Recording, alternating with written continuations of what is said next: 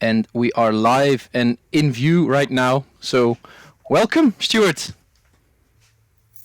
Thanks for reaching out and getting this sorted. So it's good to speak to you all. Actually, over in Belgium, it's cool. Yeah, the whole of Belgium is watching right now. So no, it's really good to have you in the Meug Late Nights. When I started out with these things, you were one of the first names on my list. So I'm very happy that you're here.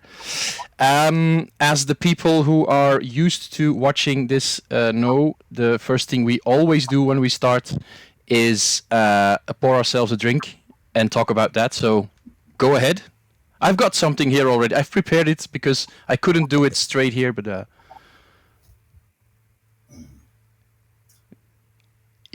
I know what I'm going to have. Perfect. I've got something like this. Well, do you know what? I've been loving my Fridays are my cocktail days, and I've been loving making. I don't know if you saw it on my Facebook. Been making a espresso martini with the Curiosities. Absolutely awesome. Absolutely beautiful.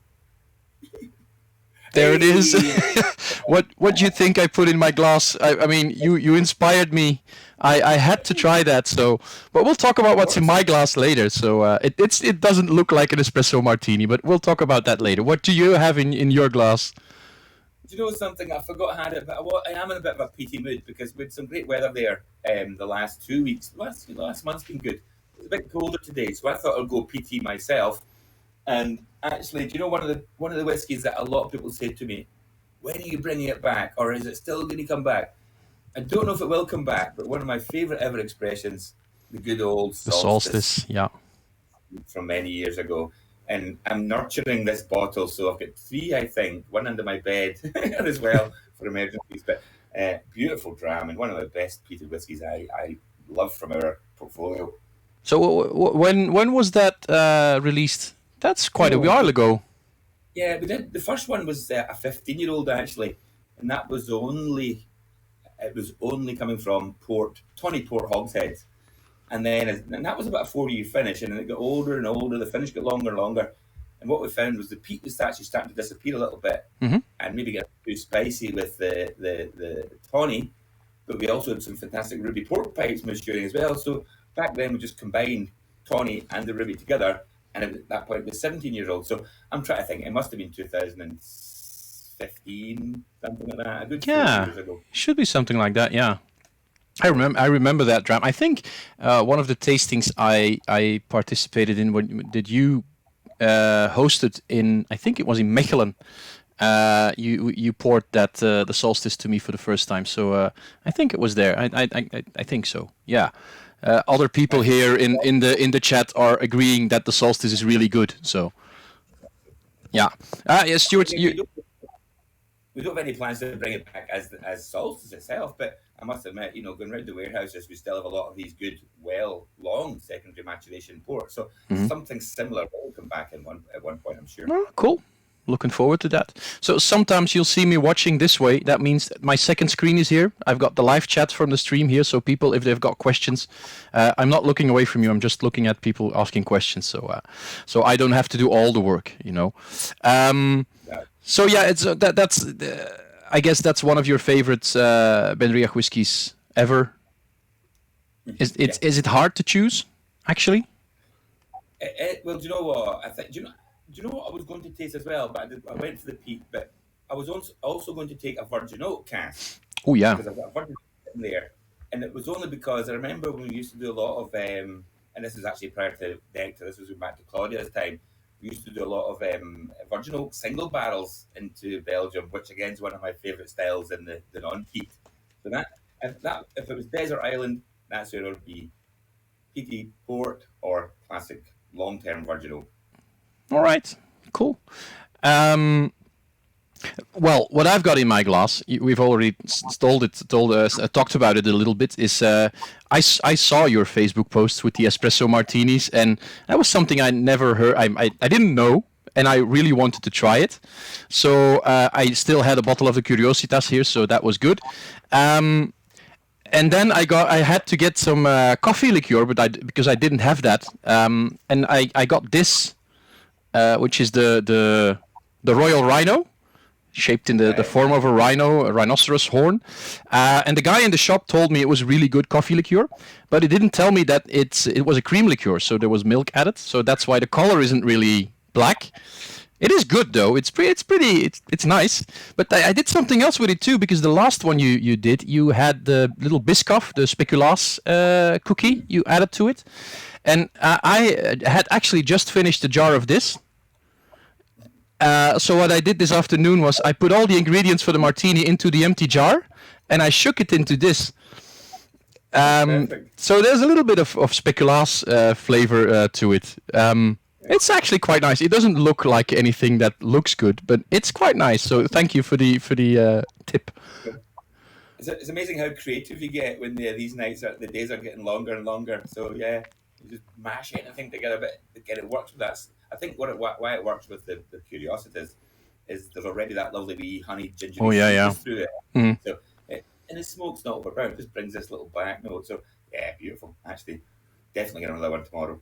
Yeah, tomorrow's Friday. So is that like a thing you're doing now? Is making cocktails? Was that always a thing, or is that just really staying at home, have to stay at home kind of thing?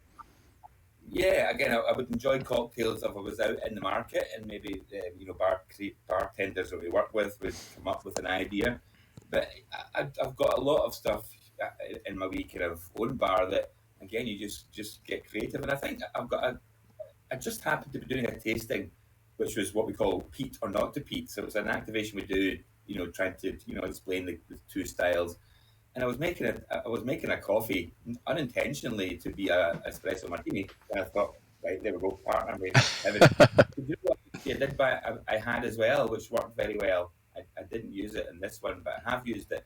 Dictador have is it Cafe 100? Yeah, espresso? Yeah, that one, yeah. And that's a wee bit of that's quite nice in as well. Yeah, I'm gonna have to look for a real black coffee liqueur now to get it the real nice color that you want for the espresso martini. But I mean I like the taste of this. So and the Curiositas, it was a good reason to open the bottle because it was in my cupboard for a long time already. So now it's open. It's out in the open.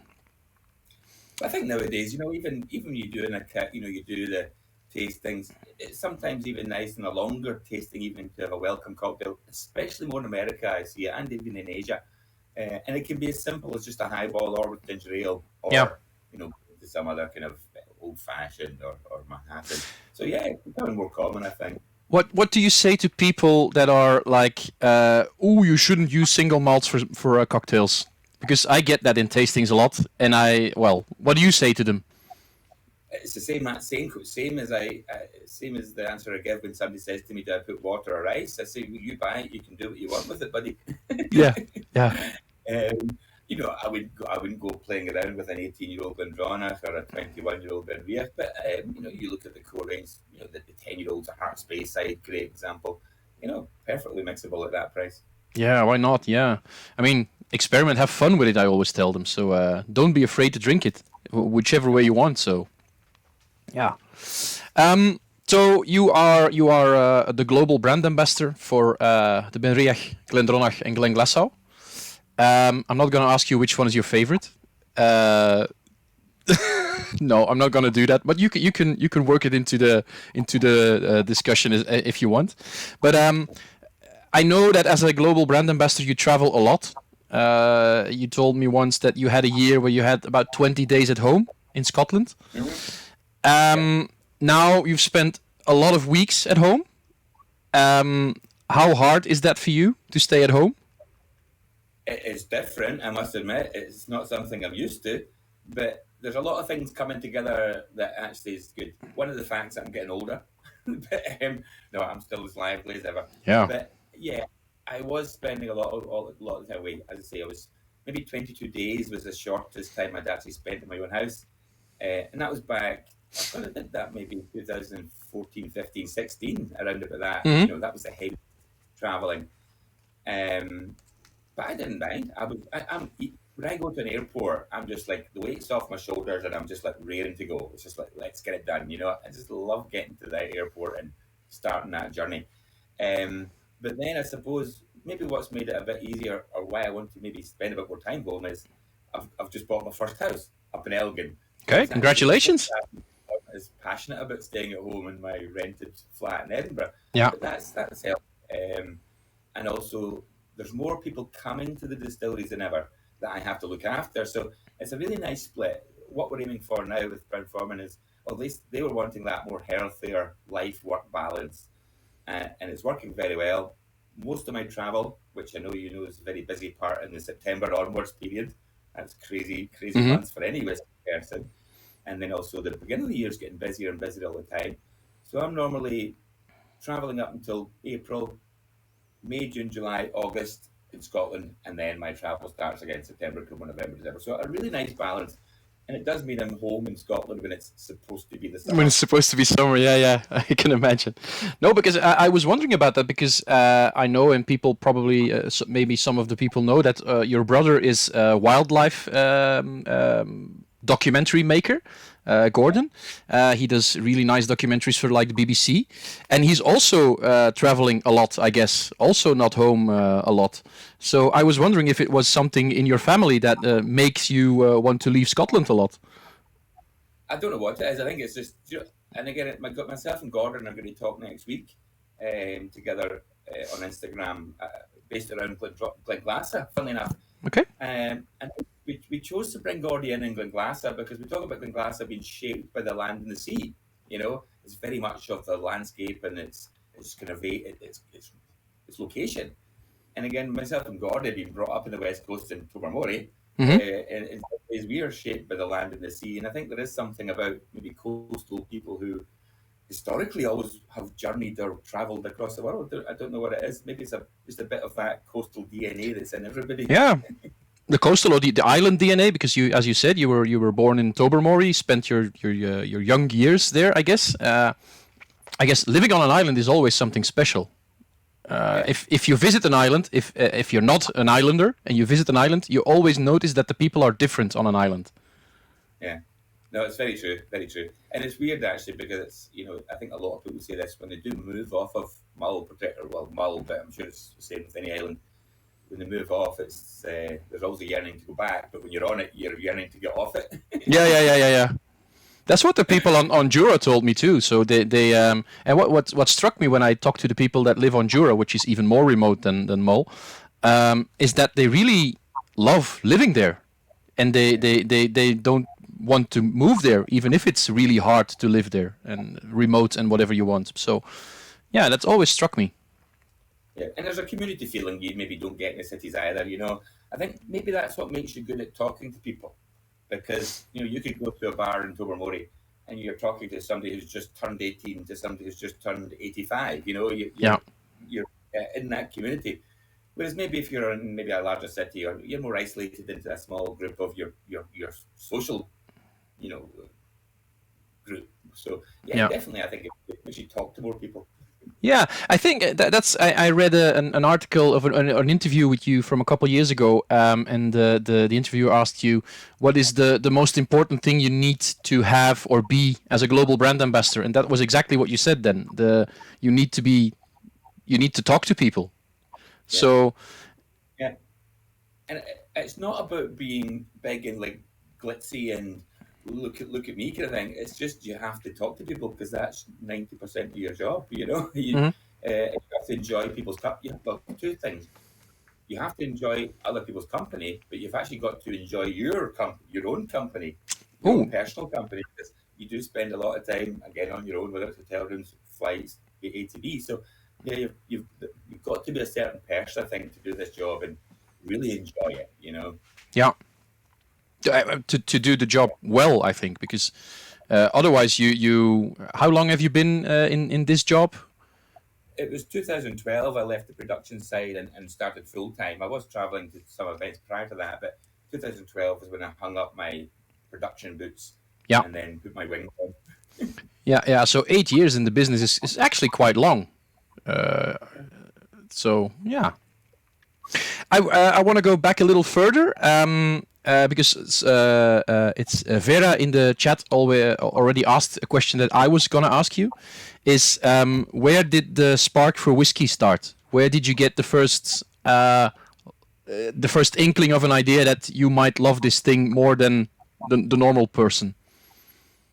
Well, again, I had a lovely chat with Jenny Carlston last week. I don't know if anybody saw that, and she did an Instagram chat. And prior to the chat with her, I was thinking back about things as well, and actually, my very first whiskey presentation was when I was, I can't remember if it was 13 or 14 years old, because in our English class at secondary school, we had to do a project that you presented at the end of each year. Okay. And it was second year, again, must have been 13, 14, I decided to do that project on whiskey. So that was my first ever presentation back then. Obviously couldn't sit with all the rest of the school class and drink some whiskey, but it meant I had to research, I had to, and again, it was before the times of Google, so it was really getting into libraries and just searching out information. And even then, that was going to be maybe 84 maybe. So again, even then, the whiskey climate was extremely different than it is today. That was just when all the distilleries were being closed that time. Yeah. But again, what triggered my passion for it then, I believe, has been brought up in Dumbarton, which I was originally brought up in Dumbarton before moving to Tobermory when I was like 8. So Dumbarton, also a big whiskey town, that was home of Regal, Allied Distillers, the big Ballantyne's Cutty Sark distillery there. So there's always been whiskey there, but my production kicked off early 90s, and it's funny because it wasn't so much about the whiskey even at that point. I just loved the engineering of a distillery. So again, to keep myself busy in the still house, Tobermory was a bit more isolated as well, didn't have an engineer as such, so we just had to keep the place running ourselves. Yeah. So I was always, covered in oil. If there was a time I wasn't in the stills, I was dismantling pumps or valves or boilers. Okay. That's the part I like about whiskey, is actually the guts of it, the ins and outs of the machinery. The hands-on part, the real, yeah. Well, did you have another job before you got into whiskey? Yeah, when I left school, the first job I had, again, it wasn't like an engineering background, but it was building overhead power cables and hooking up transformers all over Scotland, and just that was also a bit of a travelling job because I was working with a contractor company, and we would spend like 10 weeks up in Skye, building a construction line from north to south, or from Ardrishig down to Campbelltown. So that was a lot of travelling even there. So that was straight off from being 16. So almost leaving school at 16, I was straight into work, and which involved travel and being away and out in the wilderness actually a lot. Yeah. All right. Cool. I'm just looking at these things. Well, you mentioned the talk with Jenny that you did last week with Jenny Carlson. I didn't see that, but today, just before we started, she put up a Facebook post to put up the link to listen to that again. So check that out, guys. Listen to that too. And she mentioned that a burglary changed your life. So I haven't heard the story, but. And it's funny, I think, I'm very much life. I roll with the punches, I'm very easygoing. I think most people who know me will know that. But there's some things that fate brings to you, and I'm a great believer in fate sometimes, and it goes back to when I was in childhood, and the reason we moved to Mull, because my grandparents had a holiday home in Tobermory, and we lived in Dumbarton, but every summer, school holidays, we would spend in Mull. Spend 6 weeks up there, go back down in August, back to school again. And there was one point where we went back after the summer holiday of 1979, and I remember it vividly in the old Morris Traveller. I'm sure you remember Morris Travellers. Yeah. Cars. We pulled outside the house. My mother said, "I'll just go and open the doors and then we'll take everything up." And she came back down and said, "Let's just go to our auntie's." Actually, she was in Bala from Lothlumman. While we were away, somebody had broken into the house, totally wrecked it, and then my mother just turned the car around, boom, and we went straight back to Mull, and I started school in Tobermory a week later. Okay. she got a scare actually to live. Yeah. It was just the fact that Mull's such an idyllic place, especially with 4 young kids, a place to grow up, and a brave move as well, because she was a single mother actually. Yeah. I don't know what age, 27. So just turned the car around and we started school a week later. So I always say if I could find the person who broke into the house, I would shake them by the hand. Because Where would you be otherwise if you hadn't gone driven back? Yeah. All I right. think maybe that's why I'm a great believer in fate. Fate. I always believe in fate, so I'm quite happy thinking of that. Yeah, fate, and something I always do for the people I'm talking to is I go to their Facebook page, and there's a little section on the Facebook page where you can put your favorite quote. Some people don't even fill it in. I haven't filled it in, but yours is "Live and let live." I don't know how long ago. Yeah. Usually people don't remember what they put there, but because it's been such a long time ago. But it's "Live and let live." So. Is that still something that you're saying? Yeah, this is how I live, or It is. It is. And I think everybody that will say that. I don't do stress. I don't do panic. I don't do turmoil. I just like love life and just enjoy it and yeah, take every opportunity to enjoy it. I hate people when they say, "Oh, I'm bored," or "I can't get out of this hole." Or, okay, there are circumstances when people are obviously in trouble, but sometimes you've got to just pull yourself up with the socks, and you can. My mentality anyway has always been just get out there and hmm live. I wonder how much of that personality is actually reflected by the whiskies that you represent. Because I was thinking about it, and I can't really imagine Benriach without seeing you. So it's going to be very hard once you're 97 years old and you stop working for the Benriach, something like that. But can you see what I'm getting at? I mean, it's kind of like the whiskey is being personified by the person you're talking to about this whiskey, the person who's representing it. I think you're right. Again, I think it's right. Whether it's through osmosis, it just happens automatically. Fate, synergy coming together, but. I do feel the same actually. I think Glendronach and little Glenglassaugh is a little rock star, but I've got a time and a place for each. You know what I mean? Mm-hmm. And generally Glendronach are a little bit more, presentation wise, you're a bit more structured. Again, sherry cask, a bit more description there. But Benriach, you can really go anywhere. As you know. Yeah, it's more rock and roll Benriach, I guess, than the more traditional Glendronach. Yeah, and Glenglassaugh, again, I love Glenglassaugh. Glenglassaugh is like kick my shoes off and walk in the beach. So that's my quiet out on the beach whiskey, So that's flip-flop whiskey. That's really nice, yeah. Yeah. I've noticed that you're calling that your little rock star. Is that also because it's quite funky? It's quite not only the image but also the whiskey itself. Yeah, it's one of the most. I think as far as the new make character, as well as actually how it's progressing in age, it's really I think it's one of the most distinctive spirits. When you put a Glenglassaugh up and nose it, you know it. There's something very individual in it. Mm-hmm. And again, it goes back to what I mentioned earlier. People can talk about terroir or coastal influences, but Glenglassaugh's really got that running through its veins. Mm-hmm. It really is very different. And again, another one as well, you always look at, we've not really pushed Glenglassaugh as much because, Glendronach getting that out and Benriach. Glenglassaugh's been a little kind of just let people find it themselves in some cases. Yep. And when people find it, it holds this little kind of cult, maybe kind of cult, Glenglassaugh.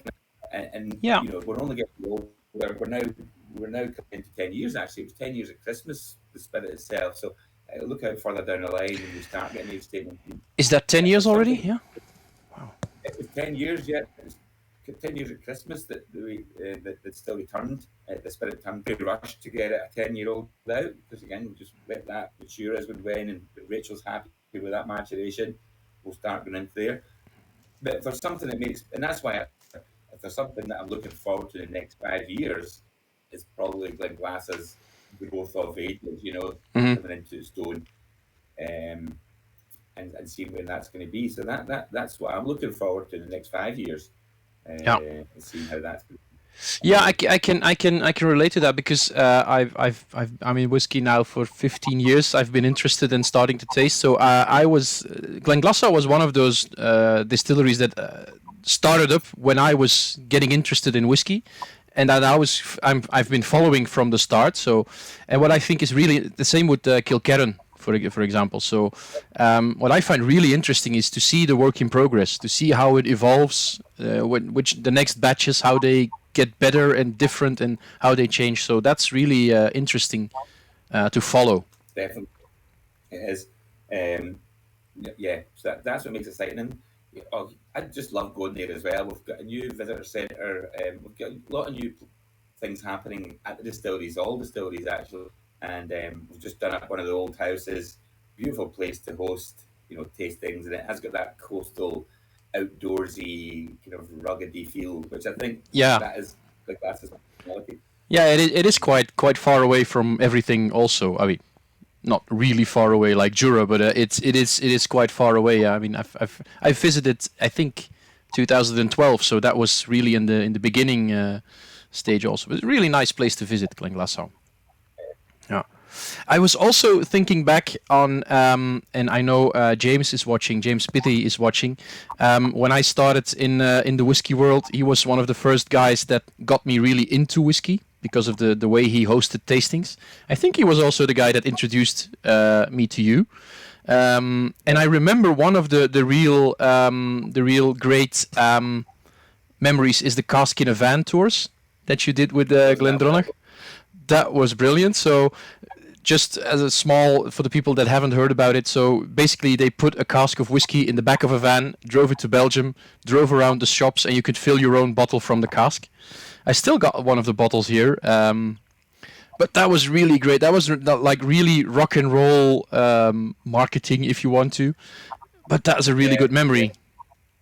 It was great, and again, it's just unfortunate. Obviously, legislation changed that we couldn't do that anymore. Obviously, they have to be bottled Scotland, but we did that, and it was just brilliant. It really was. We'd probably sometimes do 2 or 3 shops a day, boom, boom, boom, then a masterclass in the evening. It was always in the nice summer months, so I quite enjoyed the timing of it, if I remember rightly.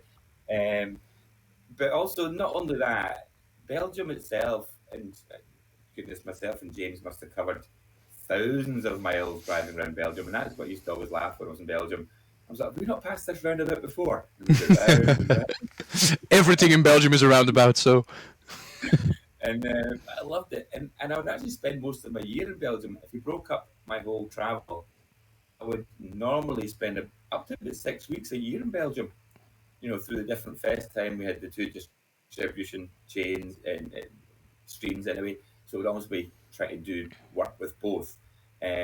But I miss James, so hi James. It's people can't see you. Drop me a line and we'll have a chat. Yeah. Very good. And actually, I think my first trip ever was to Belgium. I thought it was Denmark actually, but I've got a feeling it was actually Belgium.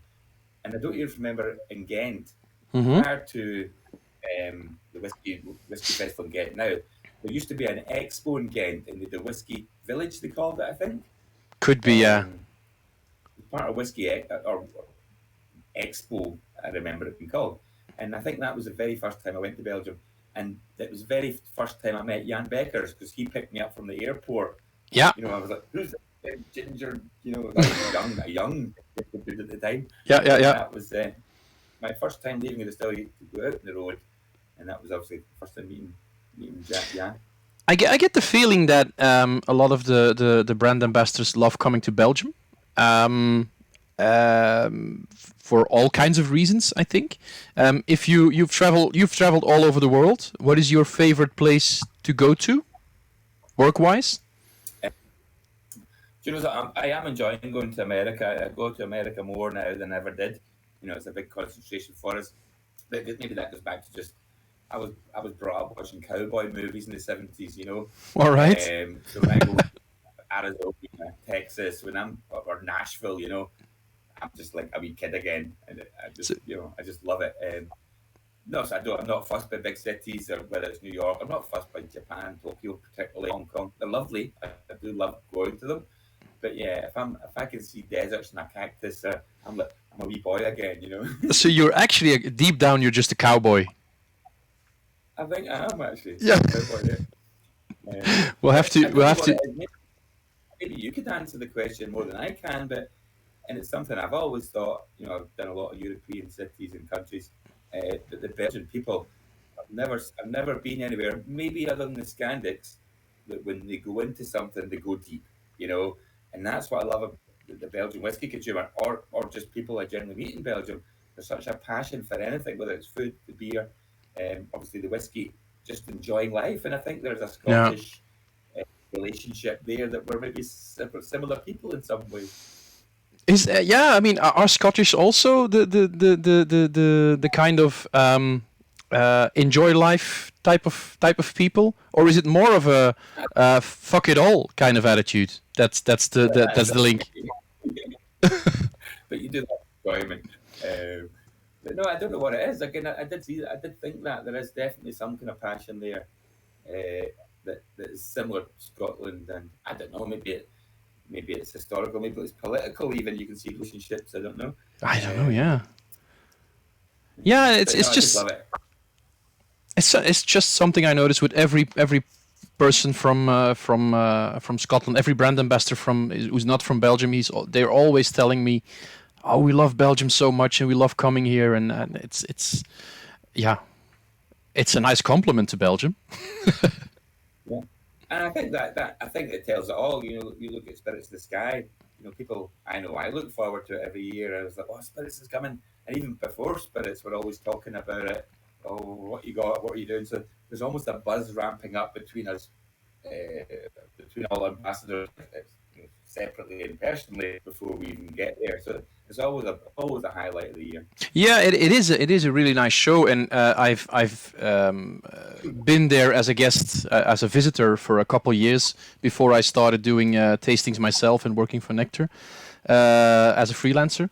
And there is a big. It's both versions are very much fun. I mean, it's a lot of fun being a visitor, but there's also a lot of fun being behind the desk and talking to everybody after everything's closed down. I mean, as I was talking, the first guest I had here on the Meug Late Nights was Chris Lauriers, and there is some sort of I don't know how there's a bond between everybody that's behind the tables, and the party and everything surrounding it is a lot of fun.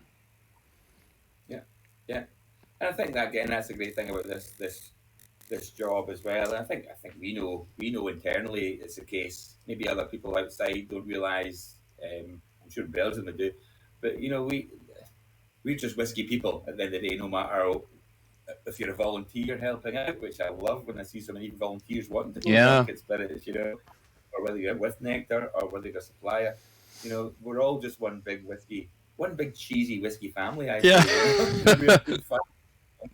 Yeah, that's true. So another thing I was go ahead. I'm sure Chris will remember, but one of the festivals I do miss, unfortunately, is Spa. Yeah. Socially very good event. So that was sad to see the loss there, and hopefully maybe something will come back in some ways there. But that was always a highlight of the start of the year. That was you look forward to that one kicking off the year, and that was you. But, the fact that festival left is a big gap in the whiskey community here in Belgium. So I hope something like it will come along in the future. Also, something I was wondering about is earlier we talked about how brand ambassadors, and you particularly, can kind of personify the brands they are working for. I also see people changing brands sometimes. Can you imagine working for another brand? No. I sometimes, don't get me wrong, it crosses my mind, and sometimes people are always talking to you. But it goes back to the passion, the word passion. I've got huge passion for every single thing I do, every single whiskey we have, and I don't think you can turn a switch with passion. No. You could maybe learn and you can enjoy, and maybe you can you can change brands, no problem. But are you going to have that same? Well, saying that, you've got to start off with passion in the first place. I'm as they always say. It's the same thing we say with Richard Patterson. You cut them in half and it says White Mackay in the middle. I think that's the same with me. And it's like when you cut down a tree, there's the tree rings are saying White Mackay, something like that. Yeah. I agree. I mean, I think to you can have a passion and you can love all kinds of brands drinking, but to represent them and really feel them and really know them, that's a different thing altogether. Yeah. I feel. Yeah. And I think I've got blood, sweat, and tears invested in them. Again, the journey starting up in Benriach in 2005. I've blood, sweat, and tears in that, starting the place up, and great memories of that. And then even just the Glendronach 2008, Glenglassaugh 2013. Just seeing these portfolio coming together. Yeah, I'm 100% invested in all of them. I think you feel. I think people feel that when they talk to you or are in a tasting hosted by you. They feel the passion for these brands, and brands is a bad word in this, because brands and passion is. But I guess you know what I mean. I was wondering also, so you started out really in the production side and really into all the gears and the oil and the machinery. Is there for you like somebody who you consider your whiskey mentor? Somebody who taught you? There is.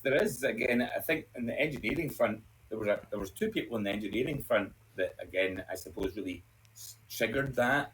Because if it wasn't for them, I wouldn't have started doing it. And it was a guy called Alistair Brown over in Tobermory, and he was amazing. He could dismantle a pump blindfolded, and then when I started, it was like, just there's a spanner's got on with it. So that, if it wasn't for giving me the opportunity to then start that again, maybe wouldn't have the same passion.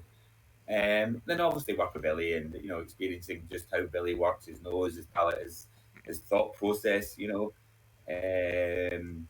oh God, yeah, the creations that you can put through, and just even watching work is amazing. So yeah, I would say that's the two. Alan McConaughey also, because I've got to give some credit to Alan. He has taught me a lot, but basically his jokes are worse than what he's taught me. So something out of the equation. But no, honestly, I owe great credit to Alan. Again, if it wasn't for Alan, even and Billy saying, "Do you want to leave Tobermory, then go up to Benriach?" Again, I wouldn't be speaking today. So yeah, that goes back to the faith again. And I believe also a thing that I'll maybe credit myself for it is I do believe I do have a good work ethic. Mm-hmm. So I think if you do have a good work ethic, people will see that, and maybe that'll take you places where you wouldn't normally go. So yeah. All right. Cool. Well, you mentioned Billy Walker, of course. There's a question in the live chat that mentions Glenglassaugh, so I've got a little link there to ask that question now. Egatavas667, I don't know who that is. She or he asks, talking about the US, are any of your distilleries doing or planning cask exchanges with US distilleries like Glenglassaugh did with Koval? Can you talk about that? Just watch this space. We've been doing it since funny enough, I was just before I come on here tonight with you, I knew I would try to think in how long it is, but it's actually this week. I think, if I'm correct, it was this week 4 years ago that Brown-Forman signed the papers. Yeah. So we've been doing a lot of things in the last 4 years. Let me just say that. Yeah. Funnily enough, goes back to, and the reason I thought about this earlier, it does go back to a Belgian connection, because actually I was travelling in a car. Now I can't remember who I was with. It wasn't Renz. It was one of the boys, Martin maybe, or Fred, and Alistair Walker phoned me, and it was like Alistair normally doesn't phone me at all. He just lets me go in it.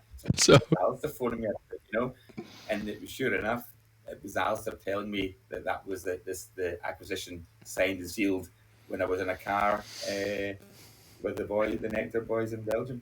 All right. Nice. So look, we're getting cast direct coming in. It's great work we're doing. Still doing a lot of the finishing stuff, of course, and always adding to the Benriach, particularly warehouse. So there was also a change in the rules for what casks you can use last year, I think. So you can use more different kinds of casks, like mezcal casks and stuff like that. Are there any plans in that direction? And do you know something? I don't know, but I'm sure you guys are familiar that Brown Foreman has the beautiful Herradura All and right. also Humidor tequilas. So these are casks that are in house. In time, are we going to start bringing them over? We haven't done yet, but if now the laws let us, we've got them sitting at our doorstep. So, um, Yeah, we'll looking see. good. Yeah. Yeah. I don't think it's story. I know even cider opened up. I know Calvados always been an interesting one for me. I've always thought Calvados and Benriach would go well because there's that orchard fruit note that you And always the always run apples. through. Yeah. That apple note. So I wouldn't go with cider. I'd never think that works. To be honest, Calvados could work. Have you thought about beer casks? No. Anyways, now don't get me wrong. I've tasted. I would rather taste beer from whiskey barrels than whiskey from beer barrels. Put it that way. Yeah. Uh, I think as well, nothing wrong. There's great examples out there. I know but it is tricky. I think if you've got a flavour complexity that is maybe like Benriach, which is very fruit forward, you could find a beer that will work with that, but it is difficult finding the balance. Hmm. I think last thing you want to do is start taking away from the whiskey. You want to always bring something to the whiskey, and sometimes I see beer detracting rather than adding.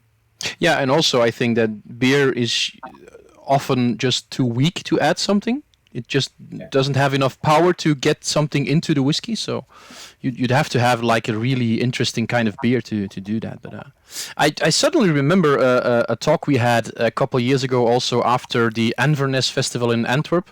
We went to with Peter. Peter. We went to a bar afterwards, and we had a talk on the terrace about sherry casks. And I still remember that as, how much does this man know about sherry casks? Because you were going into all kinds of delicate details about this, and it was about this whiskey because that was one of the other choices I had. This is an old one, by the way. This is bottled 2015, so it was about this whiskey, about how refill casks and first fill casks and the big difference between them and how they influence whiskey. So that was something I noted here too, because we sometimes talk about the anoraks, the guys in the festivals and in the tastings that know everything, and especially know everything better than you do. How much of an anorak are you? How much of a geek are you? I don't describe myself as a geek at all, to be honest. And do you know what as well? It's like sometimes when you do so much stuff on a daily basis. Obviously there's a lot of learning involved, but some things just go in over your years, and it goes into this little pocket in your head, and something else goes into this little pocket in your head. So my head is full of stuff. Yeah. And anybody also that knows, like going back to like windows, for example, in Michelin, I think Katrina always says, it's going to be a long night if I come along because I can never stop. I'm always talking. Yeah. talking. Yeah. There's so much in there that needs to get out sometimes. But I wouldn't describe me as a geek at all. Actually, just my head's full of rubbish. Yeah. You're good at quizzes about very specific stuff. I think So also I've been exposed to that. If you look at go back to Benriach or even having the three distilleries we have, you learn so much about how each spirit reacts in different barrels. That is a learning curve in itself. mhm. And if you know your spirit, if you know the DNA of your spirit well, you can then really hone into the cast that's really going to work with that. Yeah. That's a learning curve that you just do on a daily basis, I suppose. Is there something that you still dream of experimenting with or doing? Like something that hasn't been done or has been done, but say, I want to do this with one of the drams, one of the whiskeys you have? Not particularly. I think again, we've still got enough little things that we're keeping an eye on in the warehouse. It's going to be interesting. I don't think there is actually. There's nothing I would say. You know what? You don't know until you do it, Hmm. or sometimes you don't know until you taste it. And I think that's half of the thing that you learn as well when you're in the warehouse. You can taste stuff, and it's like okay, fine. And again, it goes back to Billy's days. Billy used to say like, if I asked him something, I was like, well, how long should I leave this, or when should I tell you that I feel this is ready? He says, don't tell me when it's ready. Just keep on pushing it. Push, push, push, push, push, push. Don't just be safe. I think some people, it's too easy to stay safe, which just means you hit this plateau. Whereas if you're brave enough, again, we work with very small volumes of whiskey, it's not a lot. If you can go through that wall or push, push, push, you can really bring something out the other side. So that goes back to, what I'm looking forward to. There's lots of stuff in the warehouse I'm tasting just now, which if I was somebody else, we would say, okay, let's take it out. But let it go. Yeah. Aim not for the good, but aim for the exceptional. Like that, and then you can of course fail. Some cask can go off, but you have at least tried to get it to a really good level. You're right. You have to be brave to do that. Yeah, and that's why Benriach can handle it more, because I think Benriach's got more of a versatility in the spirit. It's got a sweetness. It's got the viscosity, the sugary syrupy viscosity that you make. It's very fruit forward, so you can seem to throw a lot of stuff at Benriach, and it can really stay Benriach through whatever you throw at it. Yeah. So yeah. Cool. Well, we've been talking already for about 45 minutes. So the aim was 30 minutes, but I knew this was going to last longer. But I haven't asked any of the questions that I usually ask. So, but that's good. That's all cool. I hope. Yeah, you're still there, but there's a little lag on the connection now. I still wanna ask you. Oh, are you still there? The connection is getting really bad now. Yeah, you're still there. I still want to ask you some of the questions that I ask everybody on these talks. Is one of the questions, and it's a really tricky one. Is suppose you have eternal life. You get one bottle and it will refill eternally. Is that one? It's your desert island, but you can't have anything else anymore besides that. I'd be happy. You'll be happy. I would. Okay. Yeah. I kind of had the feeling. You were going to say that. It leads me to the thing I wanted to ask you too is, are you very much focused on whiskey, or do you like all kinds of other stuff? What is how do you is it just whiskey, or do you drink anything?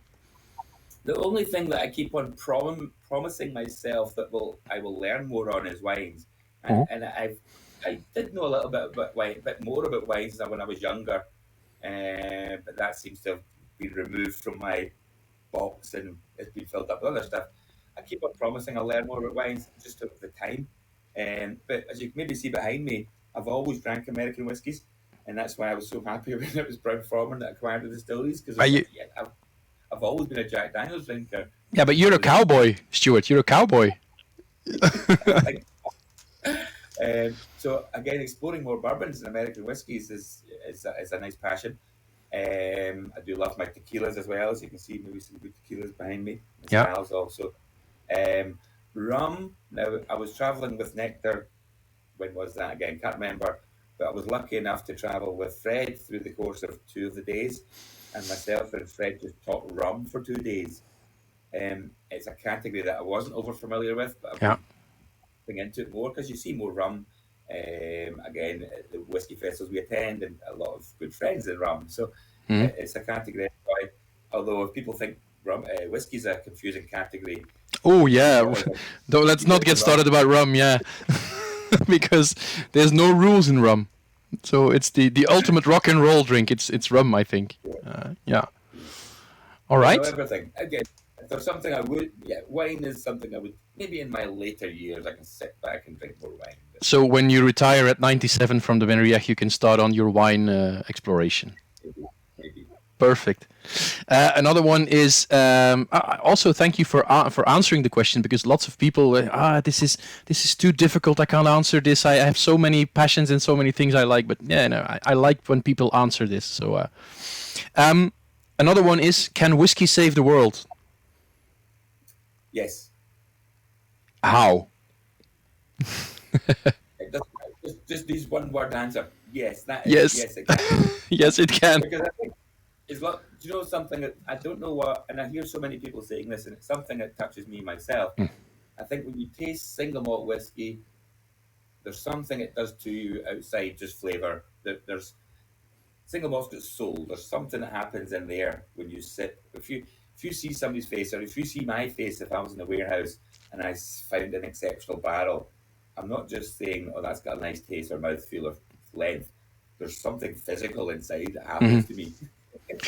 Maybe you should suggest to your marketing team that they film you candid camera wise when you're tasting in the warehouse and just stream that live, because I think that would be lots of people would watch that. I think just to see your face.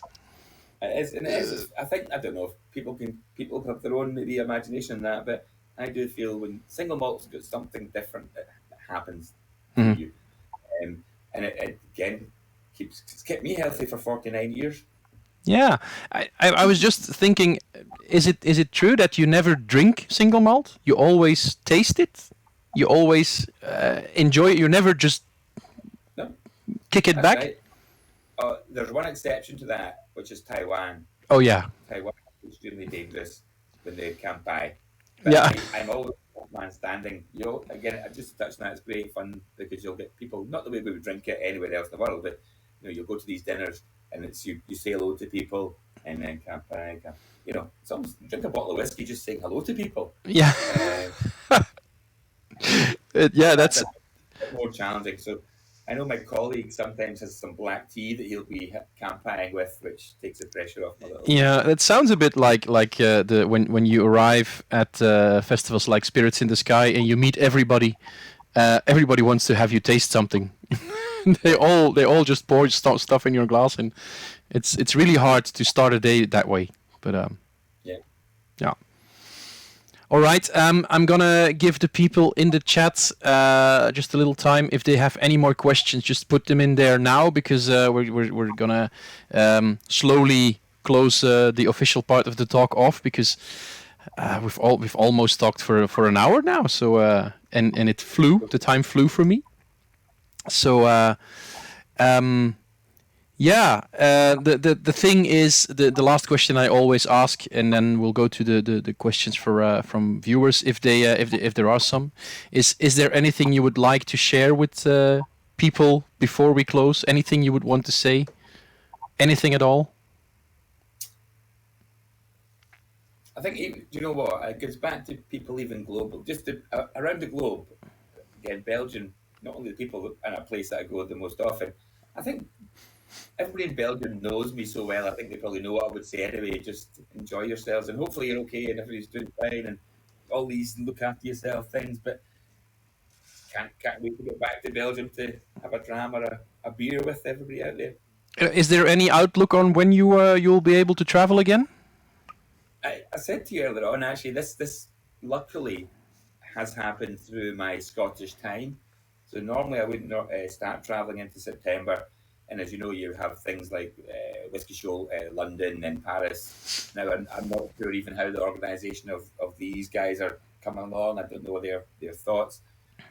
London is looking at doing some online thing just in case. I don't know about Paris. So there's a lot of things up in the air. But even normally, it wouldn't be till September that I would be travelling anyway. So there's still a few months to see what happens there. Yeah, I hope everything normalizes a little bit. For as far as that's possible, just to get events rolling again, because I think the most fun you can have with whiskey is at events, sharing drams, talking to people. Well, that's it for me. Do you know where I should be today? No. I should actually be in Vegas today. Really? Well, maybe it's... Yeah, that was... I forgot about this, but there was... Brown-Forman has a national sales meeting that I was going to go to, not just for talking more than work, but we had some single casks going into Nevada for Father's Day. And the plan was to actually, instead of just going to Louisville then back home, was to go down to Vegas, do some activation around these single barrels. So, yeah, Viva Las Vegas. So it's probably good on your budget that you're not in Vegas. Yeah. Well, there's some people chiming in on the live chat. Chris is saying, always great to hear your story, Stewart. Keep the good whiskey coming. And then we've got Evelyn saying, thanks for the chat. It was lovely. I think there's no real questions anymore that we have to ask right now. Well, you've got an invitation for when you're back in Antwerp. My friend Ben, you know him, Ben from Malt Lovers too. He's the owner of a beer bar right now in Antwerp. He has a craft beer bar, and he says you're always welcome there. So if you're ever in Antwerp, you've got and just let me know. I'll go with you. I'll show you where it is, and we'll have a good time there. There is actually Glendronach 12 on the menu there too. So I made sure it is. So yeah, Rita is there too. Rita Lindekens from Huis Verlo. So yeah, no. There won't be any questions because I know all these guys that well, and they've Yeah. heard me. They're all quite versed on. No, but I think we're gonna close the official part of the stream here. Let me just say a couple more things. Next week there will be another late night, but I have no idea yet who will be my guest. I'm working on that right now. In 2 weeks' time, the 18th of June, we'll have another guest from the UK, which is the lovely Shilton Almeida, the brand ambassador for Paul John Whiskies. A really nice guy, so be sure to check out the stream the 18th. And then the 25th, we'll have the last late night before summer. And I have no idea yet who will be the guest by then. And then I'm thinking about what I'm going to do in the summer. I think I'm going to stop for the summer and then start again in September. But I would love to get your feedback on that. If you like this concept, let me know. And then we'll see what we can do after summer. You can all reach me on jeroen@meug.be. For the rest, thank you all for watching. Stewart, thank you for being my guest, for being on. I had a lot of fun, and I'm happy that my Curiositas is open now, so I can finish a couple drams of that bottle when we're finished here. Again, through when you start back up again, I'm sure we'll do these things for a while. So yeah, again, if any other whiskey you want to try, I'll come back on with you. We'll do a wee one-to-one. You know what the thing is. This takes a lot of time to get set up, and it doesn't earn me anything, but this is just too much fun. So I think I'm gonna just keep on doing this, whatever happens. So cheers, guys! I'm gonna stop the stream right here, and then I'll see you all in the near future. Bye, bye, everybody. Cheers, everybody in Belgium. Love you all, as ever.